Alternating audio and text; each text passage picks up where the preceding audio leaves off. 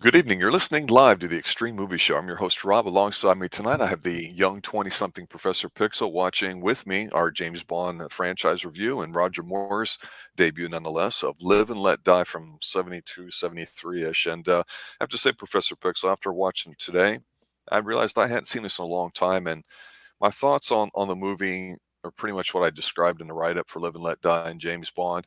I think this is a solid movie, especially for a debut.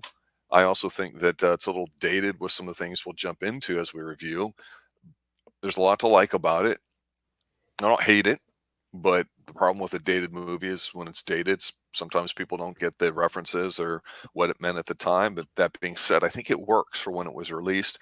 And for Roger Moore, you didn't have to hit a home run. You just had to not suck, being the eighth movie in the Bond franchise as we know it. So overall, I think it's solid, and you can't go wrong. If you're a Bond fan, you're going to definitely have some opinions about it too. But it's obviously changing the way we're going to be looking at Bond now, with Roger Moore serving for a very long time, especially as we talked about how On Her Majesty's Secret Service is one of our favorites that we've seen up to this point, and how much we've really liked Sean Connery, even though he came back for Diamonds Are Forever. So it's a little disjointed.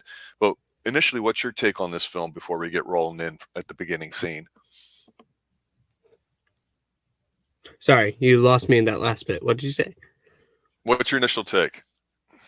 My initial take, I pretty much agree. There's a lot to enjoy here, but there's obviously some things which are a little bit laughable, especially going later into the movie. But it starts off pretty well, and I guess we should go ahead and jump right in. We start off in New York City. It's the United Nations, and they're having a meeting. Someone pulls the plug on the UK as the translator is trying to translate what Hungary is saying to the rest of the UN. But then a device is put in the UK's place, and they, through their ears, are killed. This is killing one. We go to New Orleans for the second one, and this actually is my favorite one, because there's a funeral, and they're going through the streets. They're playing it slow. You have people mourning. It's a big to-do. And there's this one guy that's watching, and another guy comes up next to him as the casket is approaching, and he asks, "Oh, who's the funeral for?" And the guy looks at him and says, "For you." Stabs the only white guy in the street. And then they put the casket over him, pick up the casket, and he's gone. One final one, and we go to San Monique. It's an island in the Caribbean. And allegedly. yeah. And there's a lot of celebrating there. It's almost tribal. And there's this one man that is strung up as another man comes up with a snake in his hand, and the head, the teeth are bare, and they bring it up, one little bite, and the guy is dead. And then comes the intro. I don't know what to say about the intro. Well, yeah, the intro is obviously something that's we're going to talk about. Well, here's the thing. Again, talking about Roger Moore here, and we don't see him. And I think that's kind of interesting, but obviously we're being set up here with three busy things happening, some deaths to some would-be agents. And I agree with you, that second one where the guy's standing in New Orleans, and he's like, "Hey, whose funeral is it?" And he's like, "Yours." Bam. And then they change. That's kind of cynical, and I like it. It's not funny, but it is in a way, as far as it's like funny. Oh, damn it, stuff's really happening. Some of the Bond nonsense stuff that makes the popcorn movie is like, how the hell do you literally pull the plug on somebody at the United Nations with nobody knowing, and who did it? I don't know. I don't really care. But what's weird about this is, within a span of a few minutes, we've got scenes like that are kind of goofy, even though I like the bare bones minimal set of the United Nations. You got some great overhead shots of New York City in here opening up, which I like. And then you go from that to a totally different world here in the South, in New Orleans, where you're living in complete poverty. Obviously, this is at the time in the early 70s when blaxploitation films are really at a high peak, as it were, in cinema. And so I think the black representation, if you will, in there is very, very strong. And we get that. We get that also with the islands too. So we're not getting automatically the upper crust society so far of what we've become accustomed to with James Bond. And so I think that's a neat treat. But unfortunately, this short 5 minute setup is like a theme that's going to continue through the rest of the film, where we get some serious dark tones. We get some quick action. We're like, wow, we're really getting into it. So it feels like a really good spy action rather than the evil megalomaniac guy that has a gazillion dollars and pets and bores us to death with talking. It's pretty cool, actually. I like it. It's almost like a reset, if you will. So I do like the setup for it, and I think it's very engaging. That being said, talk about engaging. We've not really ranked anything yet in terms of the Bond movies. And that's one of the fun things that Bond fans love to do.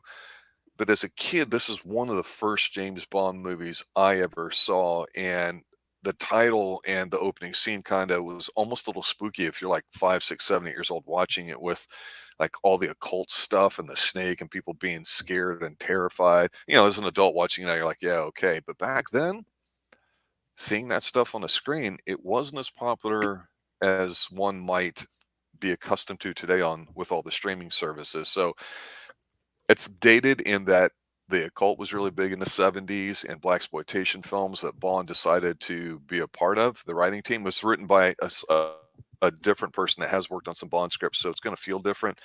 That's not a bad thing necessarily, but it's a choice that, like I say, is a plus for, you know, if you want to get the feel of what the early 70s types of movies were like, but also a negative because it is dated with what they do. So I think it's a really great opening scene, but the song, it's by Paul McCartney, his band Wings, after breaking up with the Beatles.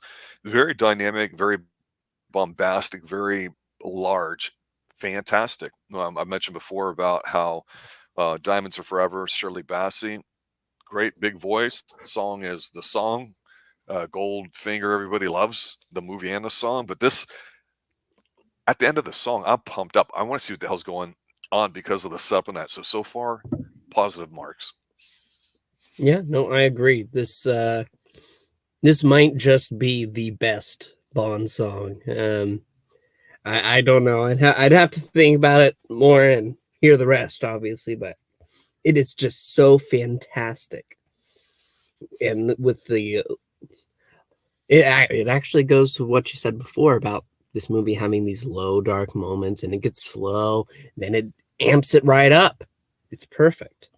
Yeah. But with the end of this, we're introduced to Bond, James Bond.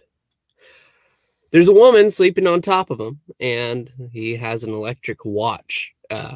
That was the first thing I noticed. He looked at his watch, and I could see the little big deal. the it was red a big numbers. deal back then. Yeah. But the girl, as Bond is getting up, asks for one more time, but there's a knock at the door. Bond moves over and he opens it. M is there, tells him to pack up. 3 agents have been killed, and Bond does his best to distract him with coffee so he doesn't see the woman. He's being sent off to New York and San Monique, to the places that we've seen. There's a magnet watch that Q fixed up for him. This is the first movie that I remember that doesn't have Q, if I remember correctly. It's delivered to him, and I don't think he's able to show off to Fury him. movie had Q in it, though, Dr. No. Well, I may be wrong on that. I thought there was one other one, but this, you could be right. Details we'll get into later. I mean, really. I know you're not a fan of the gadgets, but this is Bond's one gadget. He does not have a gadget other than this, but it's kind of the most overpowered gadget because he is able to press a button, flick a switch, whatever, and it focuses on whatever's magnetic that he's pointing at it. It's a little ridiculous. But then in comes Moneypenny as Bond still has him in the kitchen. The girl comes out of the room and puts her finger over her lips saying shh before she hides in the closet. M then comes out and he says that he's going to be going ahead, heading out. Let me get my coat. but Penny covers for Bond, gets it for him. And then, with a goodbye to Moneypenny, he opens the door with the watch and uses it to take down her dress before we move on to the travel. I'll let you go ahead. Take this. You know, what was interesting about this opening scene is we get to see, of course, Roger Moore sleeping with women. So they're trying to establish this instant cred because she's a little cutie, and they do the cat and mouse thing there. The first time I had ever, as a kid, was like, is that a coffee machine? It's like cappuccino. I mean, and I've always liked when Bond does some things culture-wise, and to make it sound like a snob, I do care about what James Bond wears with his clothing and how it matches and stuff, because in the 70s, going in the 80s, self-improvement was a movement, let's say, that people really got invested in a lot, especially if you're working at the office. Women were now coming into the workplace a little bit, and it made a difference, which colored mattered, the fit and all that. And Bond was somebody that we've come to know up to this point as a worldly connoisseur of stuff. And the fact that you get Roger Moore from The Saint, who was pretty much one of the most popular guys until Sean Connery started doing Bond, getting big. He was a great guy to carry the franchise, and a wonderful choice. And he looks rather boyish here. That's his kind of look, even though he was, I think, 40 or something, early 40s here. I felt like this scene dragged. I don't know why. And I like that it's so important. His boss shows up at like 3 a.m. while Bond's, slaying number one. And they're in Moneypenny's got this sweet little interaction with him, like, playing interference or whatever. Is it a little hokey? Yeah. Is it a little cheesy? Yeah. That's what we've come to know. That's what Roger Moore is. I think Roger Moore's had a very difficult time in his films, as we'll talk about here a little bit later in the scene, of establishing the tough guy credibility. However, we can see how he's got that great deadpan delivery with some of the comments. And boy, they really give the one-liners. And okay, that's fine. We will get a great setup. We get him taken off. I liked it. Didn't hate it. It's just one of those things where, okay, let's get on with it. And like I say, just due to the strength of the opening scene, I wanted more of that. I wanted it to feel like this is an action film, because I don't know, maybe it's because we had a big marriage, then we had a Diamonds Are Forever kind of caper that was a little kooky or something. To this point, I'm just like, all right, let's bring it. Let's see what's going on. And as far as we know to this point, we don't have any weird, kooky, grand, evil wizard sort of buffoonish villain, which I thought always was a drag on it. That being said, let's move on to the next scene. It's this long drawn out scene where he's going to be checking things out, as it were. And when he travels, I got to say, I've always said I like when Bond travels, because it means he's a globetrotter, right? And here we are 10, 15 minutes into the film. He's coming out of an airport. You get all the secret spy stuff where there's no talking going on, where he's deciding by the license plate number which taxi to get into. They see him going along. And like I say, back in the 70s, 50 years ago, you're starting to get a lot of like helicopter and overhead shots. We get Felix Slider, a character we've seen being played by many different guys at this point, being reconnected with him since he's the USA agent that Bond typically is paired with. We also are going to get Quarrel's son a little bit later on, which I think is a nice touch. I was like, oh, that didn't register with me until I watched it again today. But you see Bond driving up in Harlem. And it's funny because you see Cadillacs, the old pimp mobiles, as people would say. Is it racist? Is it sexist? No, the Cadillacs are sweet rides. And you may not have ever been in one or heard of one, but I had grown up, and they are nice. And Cadillacs, they're not the same as they were back then. These were nice. But you see them in New York City, and I like this. Bond's not in Paris. He's not in London, Tokyo, or anything like that yet. He's in gritty, gutty, disgusting New York City. So Bond's in America. I like that. This is good. You see a big driving chase go on because his driver gets shot. He gets kind of stuck. And you see the introduction of Yaphet Kotto, who I, as a kid, remember going, he gets a lot of crap for the way he's playing his character as potentially a bad guy here, because he's not crazy. He's not yelling. He's not stroking a cat wearing diamonds or got some disfigurement.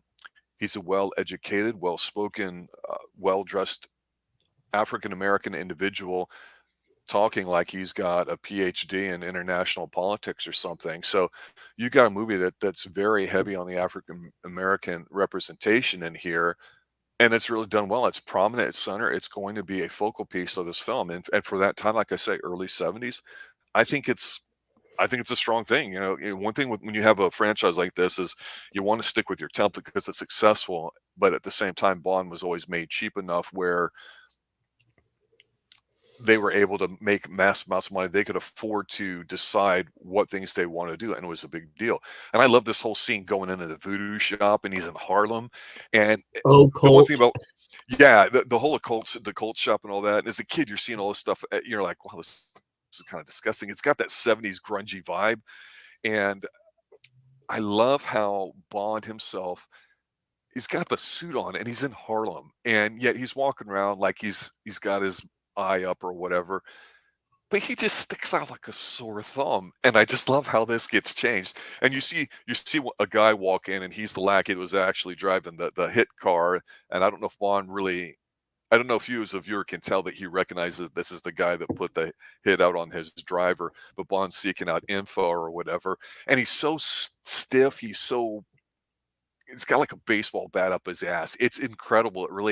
It's fun watching everybody here because they're all related in Mr. Big's world of Harlem, that they all got their eye on, as they call him, a honky, which is a derogatory term there. It's not the N word, but it's just was a slang word, and you don't hear it at all anymore these days. You hardly heard it at all in the 80s, but it was around definitely in the 70s.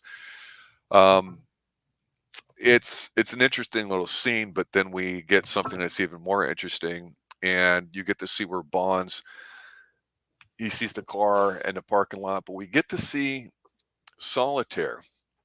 It's a very interesting scene because she's getting dressed, Jane Seymour, and I think it's her film debut. Absolutely stunningly gorgeous petite woman. You see a guy coming in glasses that has a steel hand. I think his name's T. He's the hitman. You see the characters all go through a secret passageway down into the lobby to get to this Cadillac door that Bond is checking out. And I like this because it's spy stuff. Not a lot of talking, just watching what's going on. They get into a Cadillac in the garage, take off. Bond's being watched. And I'll pause here because he hops into a taxi driven by somebody that's got fantastic mutton chops. And then the search is going to continue. So let me pause here and let you catch up. Yeah, no, I love this opening too. I thought it was a little slow at first, but then as you went into the voodoo shop, you have Felix Slider, and they have bugs planted to Dr. Tanaka's room. And as Solitaire's there, Solitaire leaves, and the way that he is, he's just there. He's starting a speech to the people that in his room. Then he plugs in a little recorder that's playing back something he's already prepared, and it's and then afterwards, the woman she's getting dressed, so we get a little bit of a reveal of her, but then she's ready to go. Tasteful. Yes.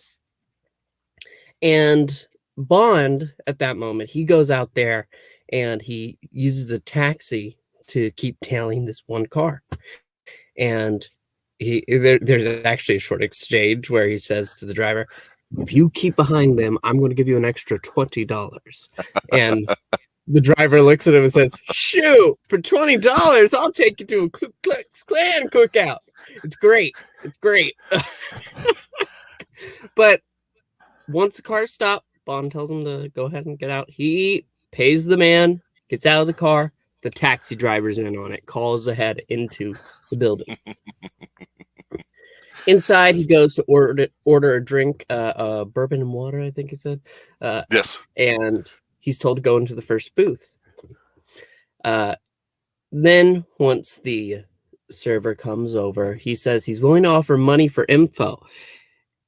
And as he's leaning in, suddenly the booth turns around, and the server just drinks his drink for him.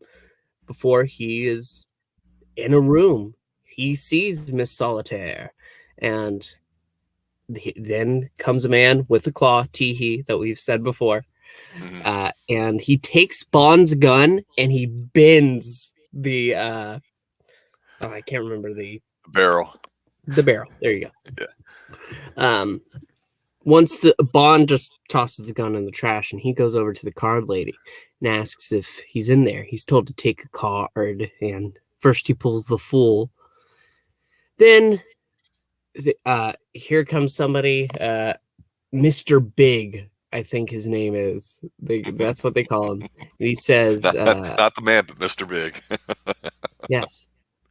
He Bond tries to go ahead and tell him his name, and the first thing the guy says is, "Names is for tombstones, baby." And he wants them just dealt with. This But scene Bond is real. Go ahead. I'm sorry. looking around.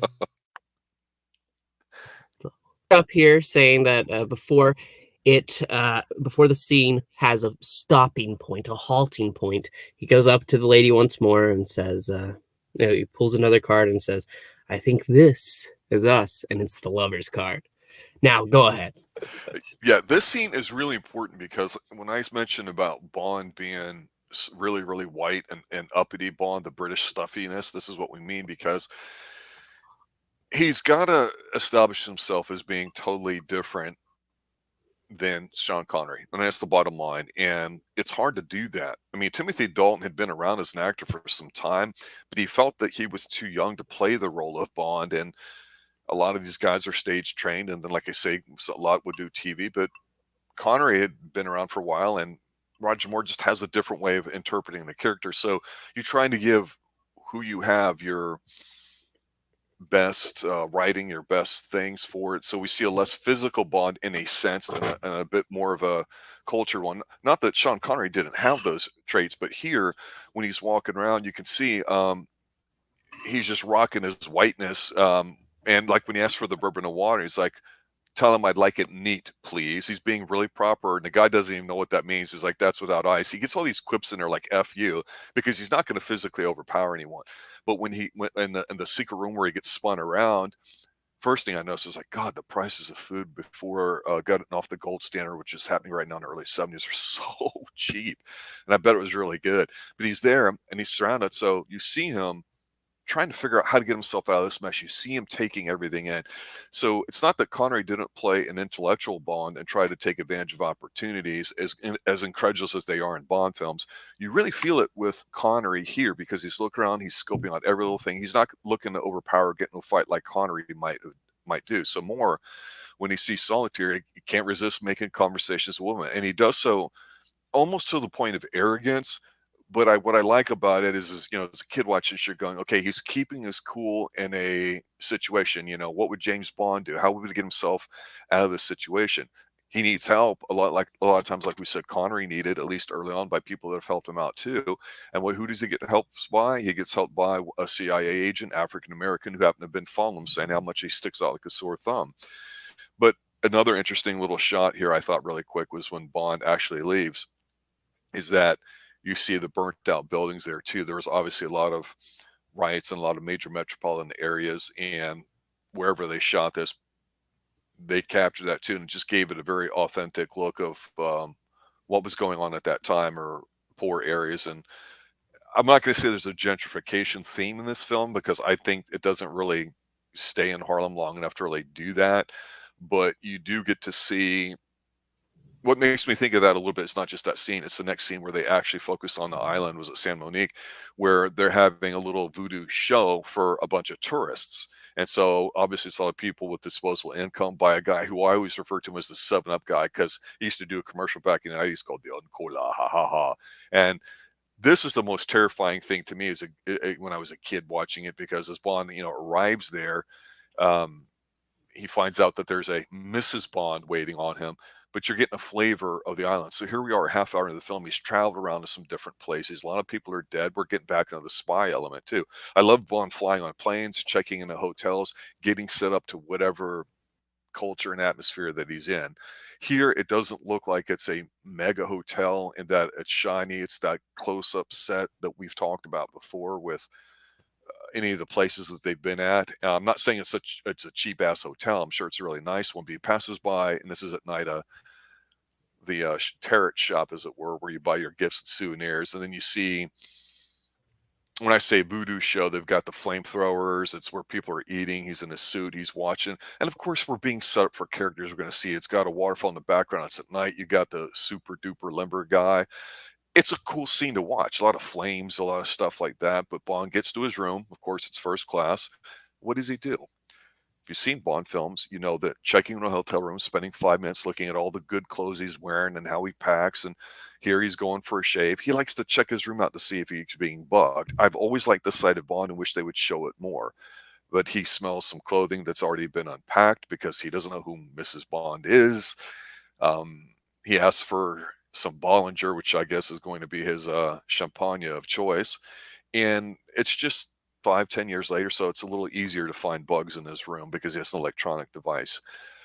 Again, Roger Moore looks very young. He's got that boyishly handsome, charming type of figure, and he's not a small guy. He's like 6'2", 6'3", I think, at his peak, and he looks it here. So to me, if people think he's just a little man, I'm just going to have to disagree with you. His just physicality is a bit different, but they go through the motions of setting it up where he's sitting there shaving in the bathtub, drawing himself a bath, but a snake gets put through the window and comes down. So are we getting the tarantula vibes, I think, from Dr. No? Maybe. Do I care? Not really. Is it a similar template to some scenes we've seen before? Yes.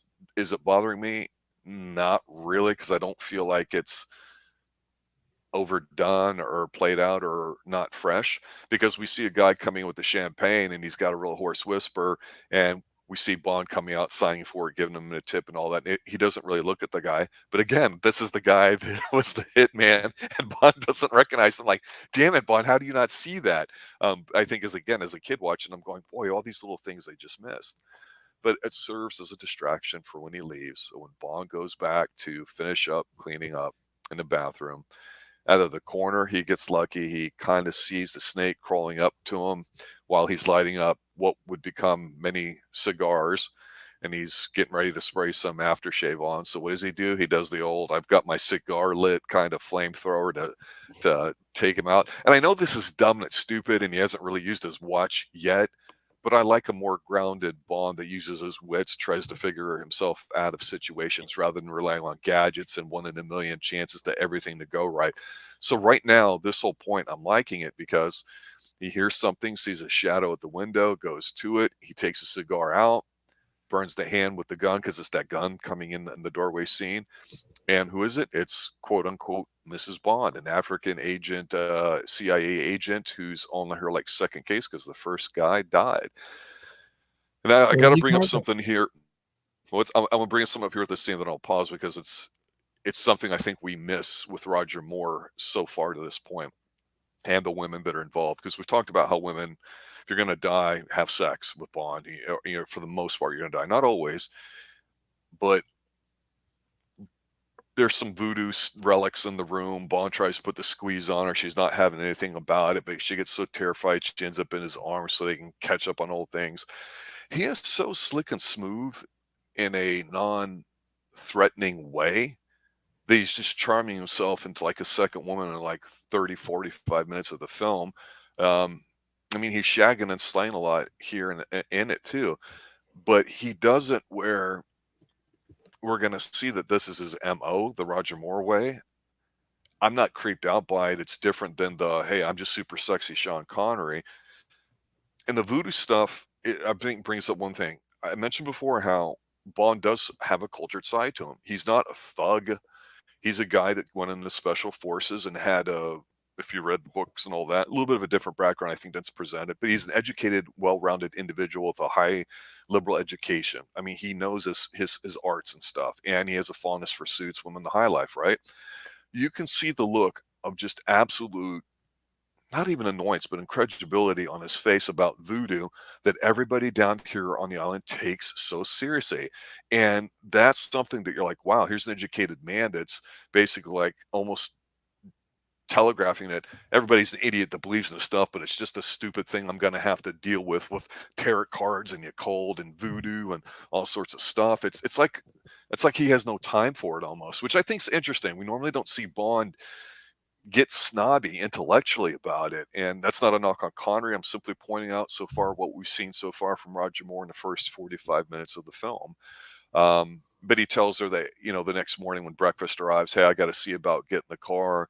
You see a shot of the tarot card gift store that's going to be important soon, and he goes and sees who turns out to be Quirrell Jr. with her before they take off. I'll pause here and let you catch up.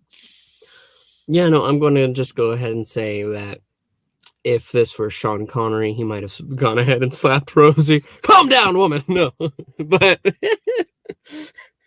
just a little joke there.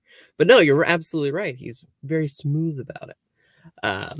And honestly, the setup is nice. I think this might be the first African-American Bond girl that we've had. Because obviously they're looking per film. But from there, he gets the car and they go down by the boats. And all of these guys at the boats are really looking for somebody to go ahead. Oh, we'll give you a ride. Oh, are you on a honeymoon? Come on. But there's this one guy at the end who's just sleeping in a chair. He goes ahead to him. He knocks aside, permission to come aboard, and then they're off. The woman goes ahead, she goes down, she changes. Rosie is then in a bikini while Bond is just fishing up top, and she kind of stumbles her way into finding a secret compartment as she hangs something on a coat hanger, and it goes ahead, opens right up. So she goes up to the top. She sees the man that's behind Bond, and he's holding rope. So she pulls out her gun and says, "Don't you move." But Bond then turns around and reveals that he actually works for him. So he is in on it, as it were. So that's when she goes ahead. She's new. She's very green, as they'd say. But then they head towards Baines' last known spot, the agent who died at the tribal meeting that we talked about before. But then Bond asks about a certain location, and he reveals that Rosie reveals that Kananga's woman lives right up there. And inside, we see Kananga. I just realized I pronounced that wrong. And he is asking Solitaire pretty much about the future, what to expect. And she says that Bond is approaching over water. And then we see Kananga say, Rosie has been more efficient than expected. So it seems that our dear Miss Rosie is working for Kananga. Kananga then asks about the future, and Solitaire is seeing the lover's card and staring at it, but she quickly answers that she sees death. Bond then asks Rosie where, and it seems as they're in a car now, she's pointing down, and that's when he looks at her and says, "You just said it was up there a moment ago." And she says, "Oh, well, no, it's up and then down." Bond then suggests, "Oh, well, let's go ahead and have a little lunch," which moves quickly to them kissing on a mat, and then she says she doesn't know what he doesn't know what he means to her. And then he goes ahead and reveals that he knows what's up. Pulls out the Queen of Cups, and upside down it means liar and a cheat. He pulls out his gun and says that he wants answers. Says he'll kill her if she doesn't give it to him. And she thinks because of the time they've had, he won't. And he basically says, "Want to bet?" But then Rosie, in her fear, sees one of those voodoo omens, and she screams, gets up and runs. And we see as she's running by, a second one opens its mouth and shoots something out. Rosie Carver is then shot down, and Bond, as he approaches the scene, isn't able to suss out where the shot came from. Kananga then wants answers from Solitaire about what went wrong, and Solitaire quickly says the death must have meant the girl. Kananga warns Solitaire at that moment that if she loses her power, like her mother did, he'll kill her too. And then asks for Bond's location. And we actually see Bond gliding as Solitaire doesn't seem able to answer. And suddenly she gets up and saying, I can't work under these conditions. And so Kananga warns her again before saying, I'm going to bed. You've made me upset. And that's where I'm going to go ahead and take a breath while Bond approaches. Yeah, this is a very beautiful sequence going on here with a couple of scenes.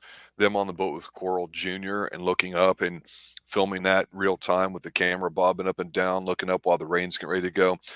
You know, we broadcast from the Xtreme Movie Show here in the Pine Hills Palace, just west of Orlando, Florida, as I like to say. And you're in Central Florida yourself, some miles away. And we know what it's like in the afternoon come May, June, through probably September, October. We get those afternoon storms that look just like that. And very few TV shows, except maybe Miami Vice or Bloodlines on Netflix, a great one of the best season ones of any show I've ever seen, captures that feeling of humidity and stickiness that Florida has. And here they're in the islands, and it just, you feel like you're there. It's great, you know, and you feel like you're part of the action. The way the cameras and shots are set up, you're not looking at Bond from a distance. You're literally have a camera like almost over his shoulder, looking up at the small little palace, I'll call it, where she's at. And I have to say this, when they go to Solitaire in the chair and Kananga's wanting to get some info and an update from her, she's got this incredible peacockish type throne that she's sitting on with a sparse table in front of her. Frankly, it's an awesome set piece that's really underrated, not ever discussed much when you talk about, because people talk about how dated the film is because of Harlem and, you know, the blaxploitation angle and all that. But her dress and her look, she's a gorgeous, naturally beautiful woman. And I have to bring this up here too, because as a kid, this flew over, and I keep saying a kid a lot because, like I said, it's one of my first Bond movies I saw and I missed a lot. Watching it again now, I have not seen this in a long time. I totally missed, and this is a nod to how well I think the writing is, that if as an adult you can watch this, the whole you get your power from being a virgin angle is, because she is complete virgin, never been with a man, unspoiled. And so when Kananga makes the comments like, you know, if you were to ever lose your power like your mother or your mother before her, that implies that, well, you know, I gave them my seed, you know, they were my women. And you can take that however you want, but that's what he's implying. And the fact that he's getting pissy with her, he's putting her in her place because she's getting aroused by this James Bond drawing the lover's card. And she kept that from him for whatever reason. And you could say women's, you know, you could say she was trying to figure out what to do with it or whatever. So she don't want to tell who's supposed to be her main man. So you have this dominance over women kind of thing too, because the CIA agent, Mrs. Bond, she's completely incompetent at all. Makes her look like a boob, even though she's supposed to be a trained CIA agent, and not incompetent, even though she's green and on her second mission or whatever. And the first guy died, then he made a joke about it. And then Bond, when they actually get on the land, they've got a nice little makeout spot by a little running stream there. They got a nice little food spread there too, by the way, if you look there in the back. Stuff you miss that you don't see unless you're watching on super ultra HD, as opposed to, you know, the old black and white television sets that we grew up 13-inch or whatever. He's threatening her without being physically dominant so much. You know, he's like, yeah, I'm going to kill you if you don't tell me. She's like, you don't understand, they'll kill me. And she's so panicked by the voodoo, she ends up getting shot, and it's a trap.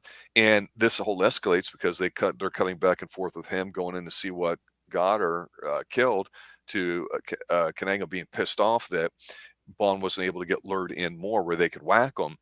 And it's interesting because you're watching a young girl, a virgin, being turned into a woman, and Bond's going to obviously sex that up because he's like, I'm flying in. And I just think this whole power dynamic thing is it's front and center, and it's something that doesn't get discussed about. Everyone talks about, well, Bond women have to be older, they have to be mature, you got to have a whole bunch of them, they have to be this, that, and Bond films have changed over the years, but one thing that's kind of stayed the same is that up to this point, other than on Her Majesty's Secret Service, we haven't seen them be really on level with Bond. Here you've got one that's basically a child, even if she's 18, 19, 20. She's implied to be young enough. It's just extremely gorgeous. And you get this idea that he's going to have her way with her no matter what. And that's what happens here in this next scene. You get Bond flying in, and I like this scene because it's at night. He's got the hangar. He's hang gliding in. She's got this, like I say, this great outfit on. She's got the snake or whatever tattoo thing, between her eyes and her forehead. I mean, it's just phenomenal look. It's great. And Yaphet Kotto, when he was talking before he leaves, he's understating that role. He's playing opposite what we've come to know with Bond villains. So it may make him a little forgettable. And I know one of the criticisms about this movie in general is that they're like, it was a forgettable bad guy. And I just have to disagree. I get tired of the third acts of the Bond films and the stupid expositions and Bond stuff, and we'll discuss that when we get there. But Bond, hang gliding in, and she's drawing out the cards or whatever. And then, again, this is Roger Moore at his finest. This is what he does so well. He's and this is the yuck stuff that he does with a straight face. He's sitting in that peacock throne with the outfit on, with the suit, and he's like, but you do believe in the cards. The cards say we will be lovers. And he's like, take a card. And like, again, he's not using his physical ability to power himself out of a situation. He's using his brains and his wit. So when she draws a card and it's the lover, she freaks out. And I guess she realizes, hey, I got to give it up to this guy because he's being gentle. It's going to be my first time. And I'm like, Bond is just, pun intended here, drilling her for information. And of course, we see that the entire deck of cards he had was a stacked deck, and that's where we had got the shots of the Tarot place, gift card shop there when he first landed. So these things all fit together. So this movie's almost an hour in, so we're halfway done. It's moving. It's got some quirky stuff to it, certainly, but I'm liking the pacing. I'm enjoying the spy stuff in it. It's got enough that kind of gets you a little, whatever.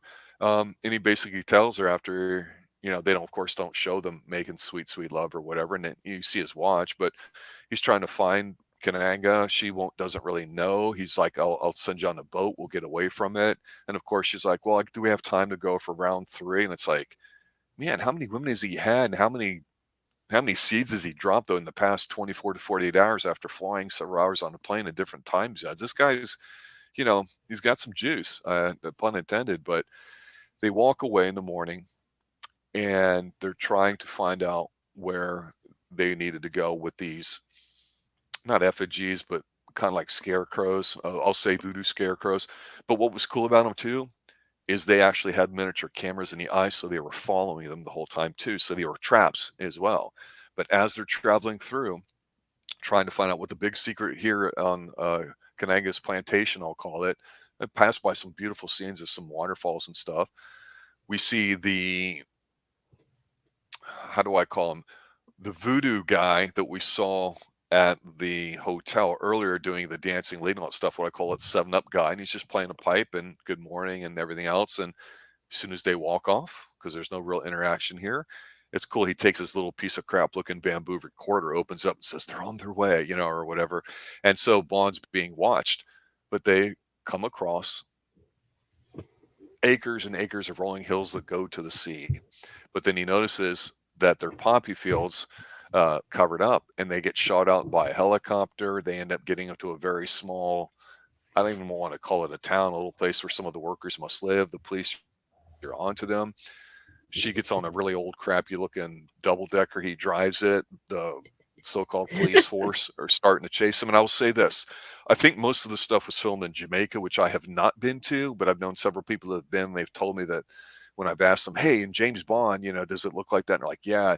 And when they're driving away from their cop cars and the motorcycles, the one scene that sticks out to me that I kind of like this touch of authenticity, you see nothing but like coconuts and crap in the road or whatever. It's not like they cleared it off where there's not a pebble and it's perfect, perfect path for them to drive. It feels like, again, you're literally in a second, third world country, because at the time, that's what Jamaica is, if you want to call it that. And I'm certainly not insulting the country or anybody that's from there, but in terms of standard of living back then, that's what it was like. It's definitely like it, and you feel like it. And we've talked about Bond being kind of getting himself in a lot of situations and being chase scenes. Okay, obviously, if he's in Jamaica, he's not going to be skiing, right? At least not snow skiing, but he does come across the little bridge where all the cops are smiling, and he's got and Bond's in a double decker, but they just drive through it, and the second half of it drops, and one of the cars crashes, and another one goes in there.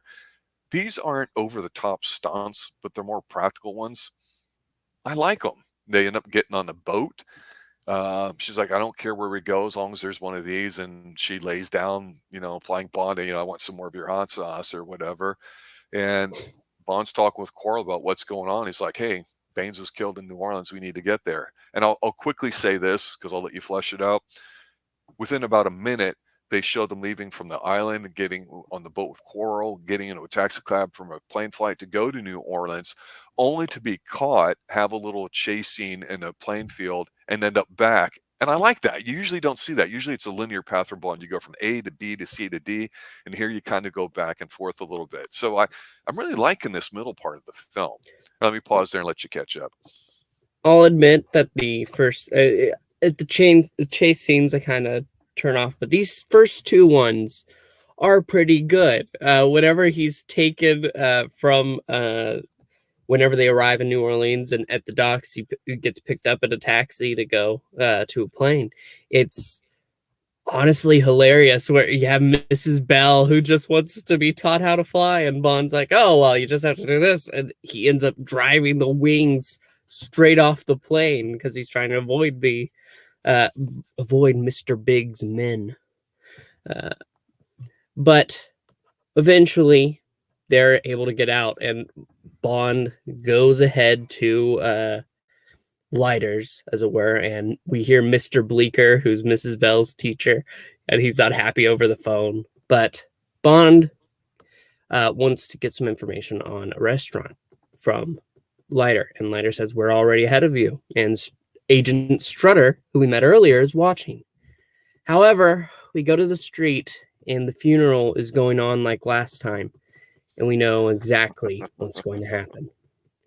Bond and Felix arrive, and the funeral group is now celebrating, meaning they have accomplished their mission as they head inside.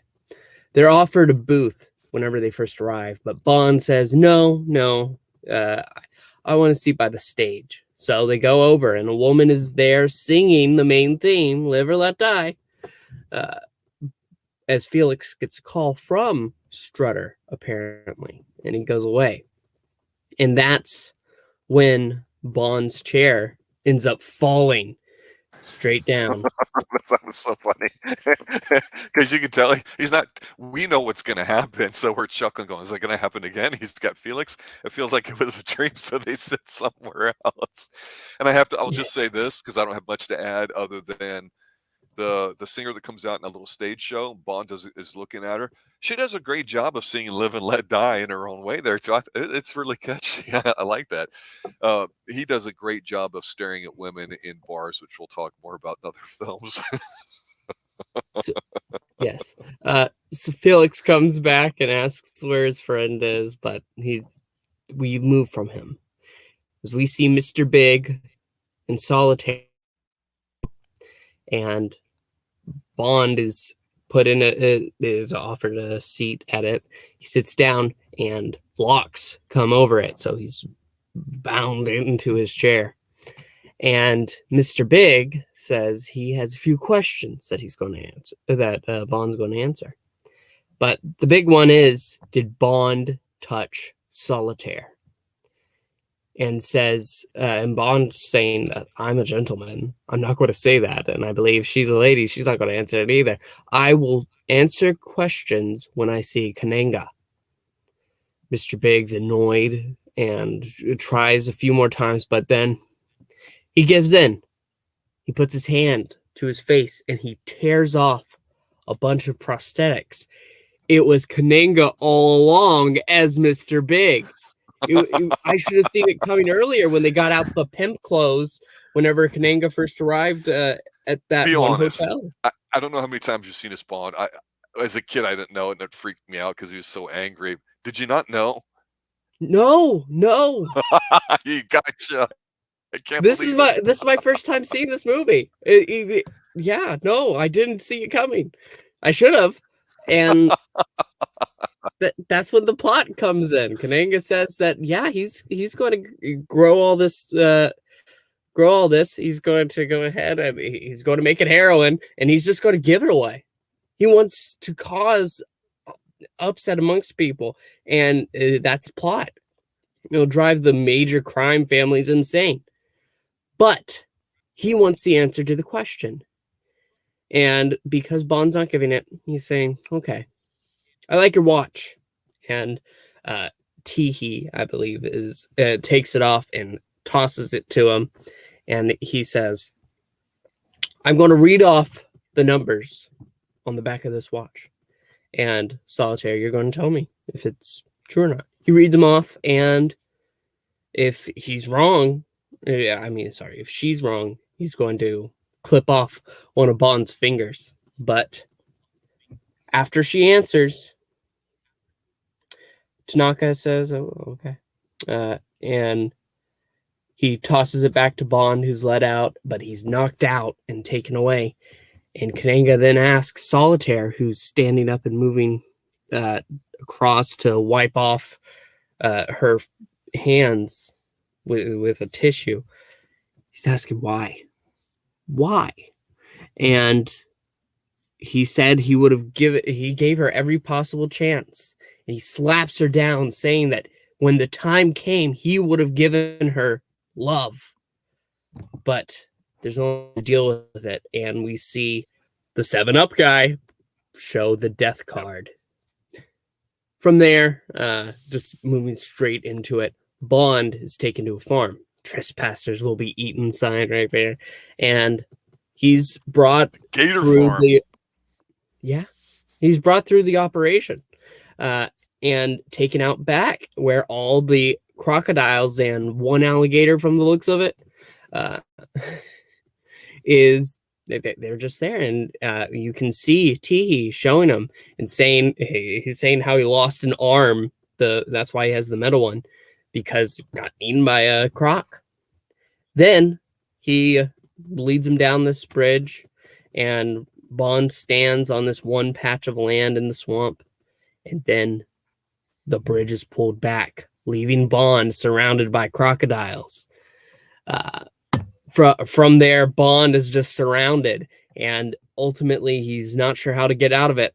Whereas he takes a look to his right, he sees the crocs lined up, and so he goes along their backs. It was humorous, to say the least.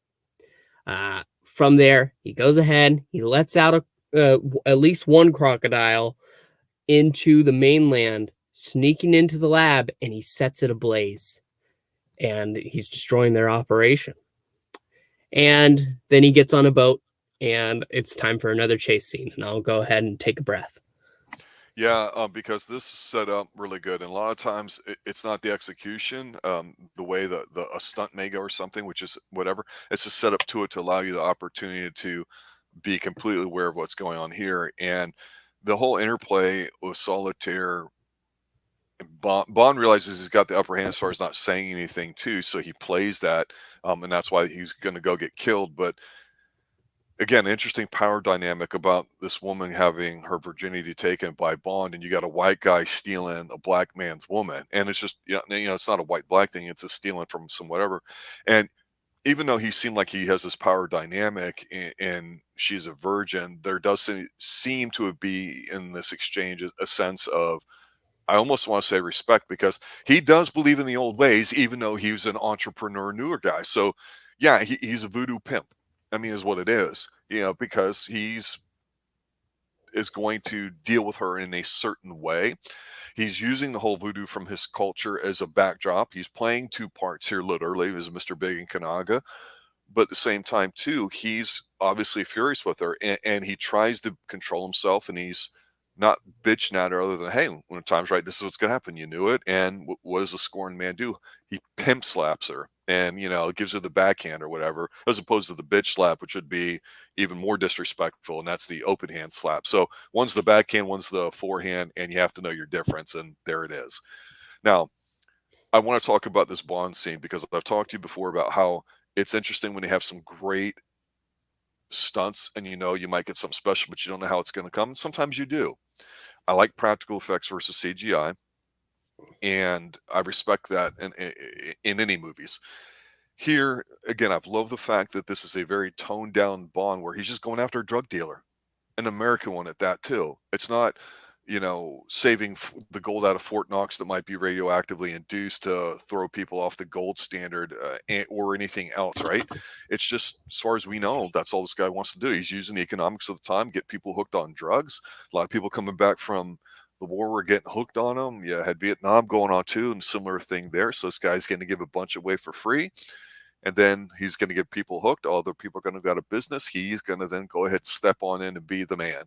Okay, it's very capitalistic of you, and I totally appreciate it. But yeah, when Bond gets shown the operation driven into the Gator farm, again, Connery would try to escape. They'd write it that way for him. But this is typical Bond where you see everything going on in the background, a bunch of people that are just doing stuff and pushing knobs and wrapping up cocaine or heroin or whatever as it's getting processed. It's unnecessary that he sees all that. But the thing at the Gator farm, when Teehee's walking them and he's explaining the story of losing his hand, you see a boat on the dock in the background, and it's not clear like they stop and zoom in on it. They're focusing on the Gator, so it's a back shot, but it's there if you look.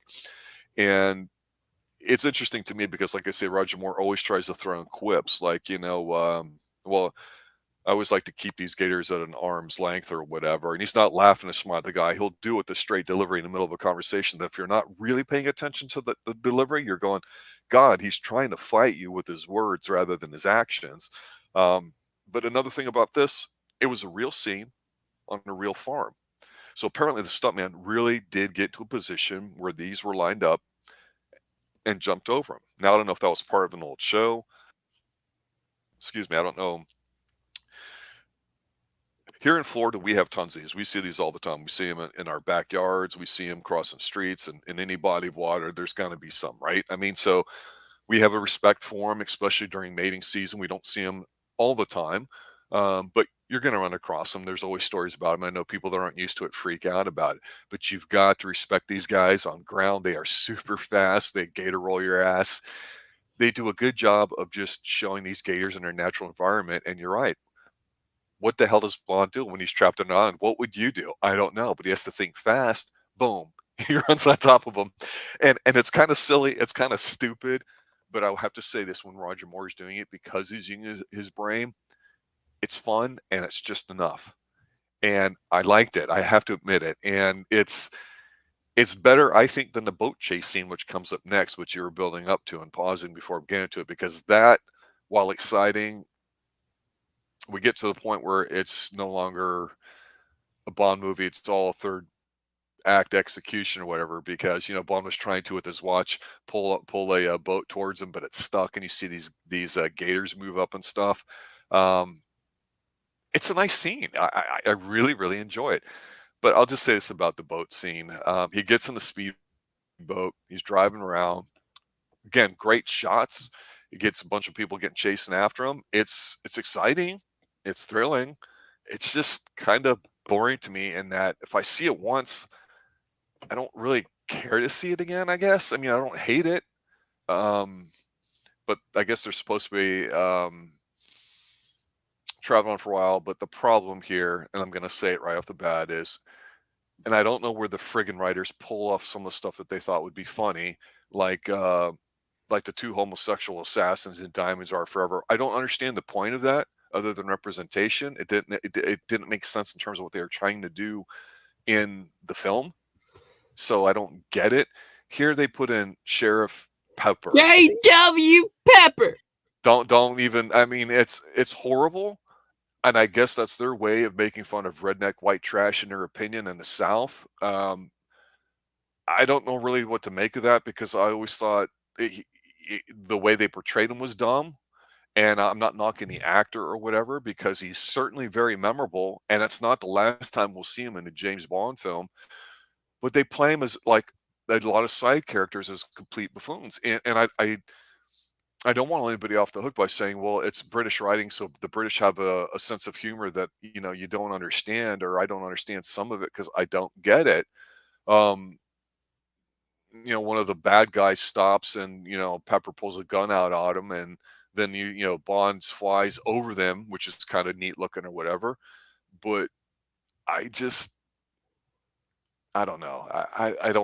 I don't know the story of why we're why he was involved. It's neat when the boat kind of goes on the ground or whatever in the back of a estate of somebody and it builds. I'm not saying it's a bad scene, but I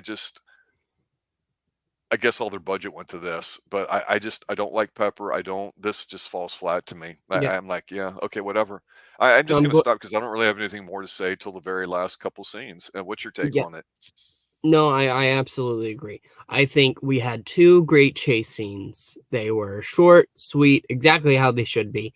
And then there's this one. This one is just going on forever. And I hated taking notes of it because I filled out all the information going on. Oh, there's a wedding. Oh, J.W. Pepper has Billy Bob, his cousin with a speedboat who will definitely get him. It was, it was rolling my eyes through half of it. But finally, it does stop. And Leiter is there. And so Pepper's told that he's a secret agent. Secret agent! But Bond understands what's about to go down, and he needs to get back to the island. And it's a tribal kind of night. And Bond and I can't remember his name, and I'm sorry, it is the boatman that works with him. They have bomb. Quarrel Jr. I think that's supposed to be his son. Quarrel from Dr. No, who didn't want to go to Crab Key. Okay. So Quarrel Jr. is there, and they are going to be planning the bombs. He's going to be planning them while Bond goes to get Solitaire. And the bombs have 30 minutes before they go off. So off Quarrel goes. Solitaire, it's this setup. She's brought out. She's wearing this white dress, which is similar to the nightgown she was wearing earlier in the movie, but look. Should have been white by this point, you know what I'm saying? Because they're gonna whack her old but school she's style. Taken down. Sorry. There you go. And they string her up.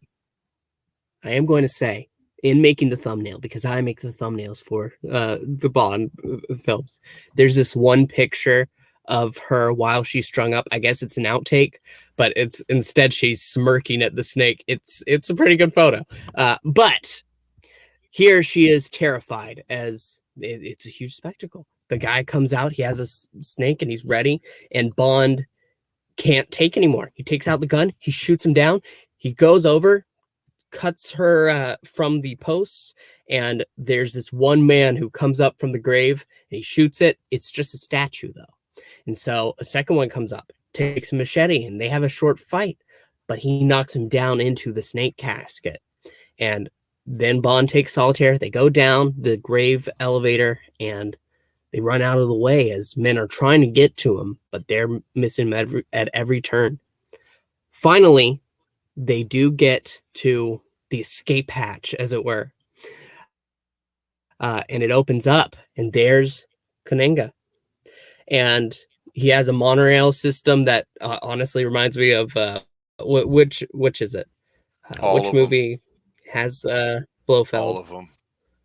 All of them. No, the monorail. I know what you mean. They don't all have the monorail. I know that, but that you get my point. Yes. Yeah, here is where it kind of falls flat because he was given a shark gun and it has gas pellets, and they found it on the beach and brought it in, and he shoots a chair and it blows up. And finally, they have Bond tied up, and they're going to drop him down. He cuts his arm. He drop him in with the sharks. But Bond is able to use his watch, and it actually reveals that it's also a saw, and he cuts it down, and he's able to jump down. They have a little knife fight, but him and Kananga end up in the water. He uses a gas pellet that he had called with his watch just before he had gotten down, and he blows up. That's all there is to say about it. There's a fake out here because obviously, like the last movie, they have to follow up. They get on a real train and they're just heading away, and Bond is trying to teach her gin rummy, but she's better than he expected. And that's when Teehee comes in, and as they're getting ready for bed, she ends up into the wall because the bed pulls down, so it goes straight up. They have a little fight.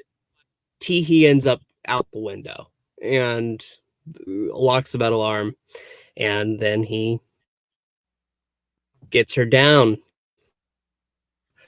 That Bond, what are you doing? And he says, just being disarming, darling. Before the 7-Up guy laughs and roll credits. I like this, you have your built-in timer that's supposed to escalate the tension or whatever, planting the thermites or whatever to blow up the poppy fields. Again, it's a great set piece, and that's one thing Bond does well, whether it's stupid-ass monorails on an incredibly indefinite budget that everybody has. This whole scene that we saw earlier at the beginning of the film, really, and it's a backdrop of them sacrificing her, really, and them holding up the snake to her. It's just a great visual. It looks great. She's an impossible beauty. She's just right casting, right time. And the no-name, nondescript guy that was, I'm going to say, the dancer, who's holding a snake up to her. I mean, he's kind of, I'm not going to say intimidating, but you buy into the fact that whoever they hired for all these extras for these scenes, they look like ordinary people that are involved in there. And it's a great set piece. And there's something to be said here too, where I talk about Bond and technology, how he thinks it's kind of ridiculous, the whole voodoo thing. It's just a detail he has to deal with, but he has to understand that the people who are around this are going to believe in it. I mentioned that with Kananga, is the flip side, is the same way. And I think he's not as one note as what people may see. And when you have him rescuing her, Solitaire, again, the guy comes out of the ground from the grave. That's kind of a cool visual, and he goes to shoot him, but it's like a fake one, and another one comes up and it's the real one or whatever, I guess. But one comment I forgot to make on the intro, because we got to see a new James Bond walk across on the opening shot, and he holds his gun a certain way. There's different stances and styles when firing handguns, and he puts, I think, his left hand over his right forearm, which I don't know what style that's called, but he looked like he was going to do that here. And it's just little details like that where everybody puts their own emphasis on Bond. More rocks a lot of tan suits in this episode. We'll see if that continues, because that's a hard color to do. But the problem with this last 10 minutes, I'll say something good and something bad about it. The worst about it is I went, all right, they went with the secret underground lair, and you could do it in Jamaica with the the altitude of some of the mountains and stuff and all that. The set pieces do look good, but it's the same thing as the bad guy who by the way, with Ed and Chad, is rocking an ascot.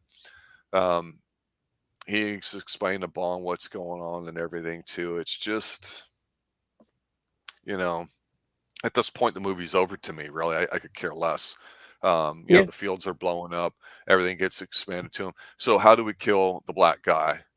And it's like they don't even bother going into detail of him. They almost make him seem as low as possible here. So instead of referring to him as Mr. Big or Kananga or this or that, it's not Blofeld, it's whatever. He's just another character's point. It's really insulting, because at this point, I think he'd been a terrific foe for Bond. And while he doesn't have that evil, menacing look, it's more of an evil, capitalistic sort of plot to it. He's marginalized here. and it's so marginalized. Bond's walking around drinking some water that he's provided by, but he stands around with guns doing nothing in the background. Everything gets explained, and I'm going, this is stupid. This is dumb, and I don't like it at all. And it really sours me on this film, because up to here, it's been very good. And like I said before, Yaphet Kotto, I think, has done a very good job of being, even though he has the old ways that he believes in. That's why he was going to have Solitaire killed. I like the way he holds the knife, and it's one of the best ways that he intimidates Bond doing it. It just it falls flat, because this is the whole thing that would get parodied time and time again with Austin Powers. No, really, Dad, if we just get to go, we can go shoot him. Bam, done. Because it's an unnecessarily elaborately slow death that we don't need to have in here, where Bond gets his arms cut a little bit so he can bleed out and the animals get him. And I'm like, I'm gone. I'm checked out at this point. And I could tolerate it because I'm used to this as an ending. The problem I have here is that the visual look, excuse me, of Kananga dying, getting blown up with the gas pellet, is awful. It's Yeah. I'd rather see a shark eat him at this point. And I understand maybe they don't want to go too hardcore and graphic violence, but you just see him cutting some lines in the Bond's forum with what Dr. Vector and I talk about with 70s movies here on the Xtreme Movie Show. The bright red that you would see in movies in the early 70s.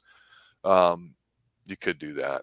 Bond, of course, manages to save the day, takes the boat, and you get this impossibly easy way of getting out of the island.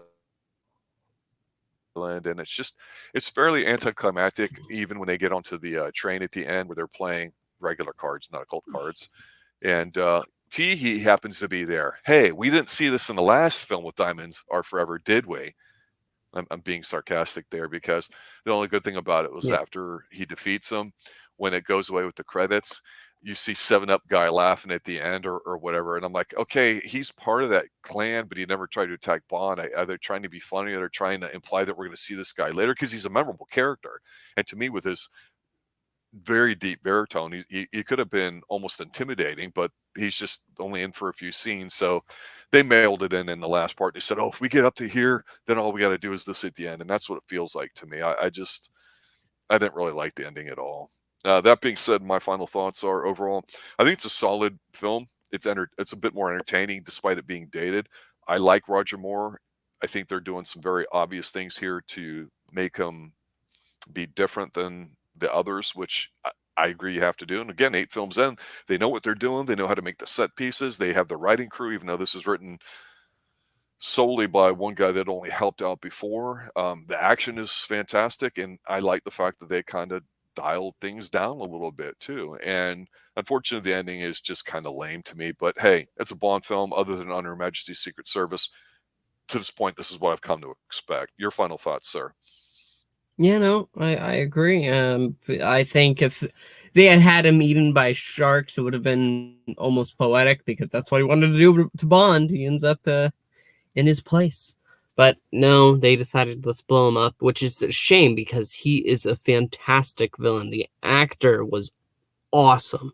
Totally convinced me that he was 2 different people with the help of makeup. But yeah, and his ability to carry himself as Dr. Kananga, who seemed at first to be almost non-threatening at the beginning, to truly a presence, and have him go out this way is just kind of sad.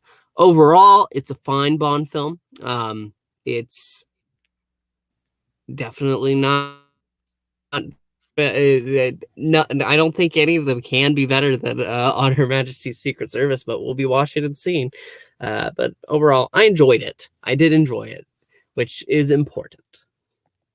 Yeah, and I think that you bring up a point about Honor Majesty's Secret Service. For now, right now, it's in our viewing as we go through each of these James Bonds in order. Some of them are going to be first watch for you. I haven't watched them in a while, but I've seen them all many times. I'm a big Bond fan. Watching with the intent of talking about it in going scene by scene with you over things. I'm seeing stuff that maybe I just don't pay too much attention to, or stuff that I've noticed and always thought about. It's like I say, it's an entertaining way to, pass a summer film, and that's what Bond films were. Every other year, roughly, one coming out too.